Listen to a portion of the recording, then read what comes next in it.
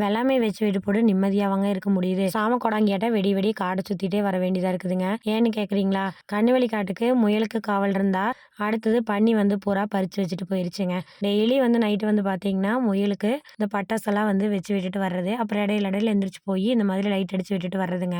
இந்த டியூட்டிய வந்து ரெகுலரா அப்பா தான் பண்ணிட்டு இருந்தாரு. இப்போ அப்பாவுக்கு உடம்பு சரியில்லாம ஹாஸ்பிட்டல்ல இருக்கிறாரு. அதனால நானும் அம்மாவும் மாத்தி மாத்தி பண்ணிட்டு இருக்கோம்.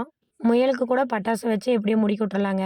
அப்புறம் சுத்தி சீலை கட்டி விட்டுருக்குறோம், படுதாவ கட்டி விட்டுருக்குறோம். இந்த மாதிரிலாம் பண்ணி வச்சிருக்கிறோம். ஆனா, இந்த பன்னி பண்ற வேலைய பாருங்க. எங்கேருந்து வந்துச்சுன்னே தெரியலங்க. திடீர்னு புதுசா வந்து இப்ப பன்னி வந்துருச்சு. இங்க பாருங்க கால் தரையெல்லாம் இருக்குது.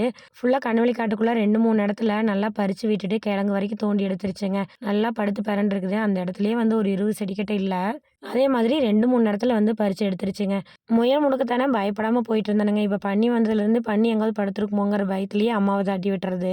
நெறைய பேர் ஸ்பீக்கர் கூட மாட்டியிருக்கிறாங்க. அந்த ஸ்பீக்கர் சவுண்டுக்குலாம் என்னன்னு கூட கேட்கறது இல்லைங்க.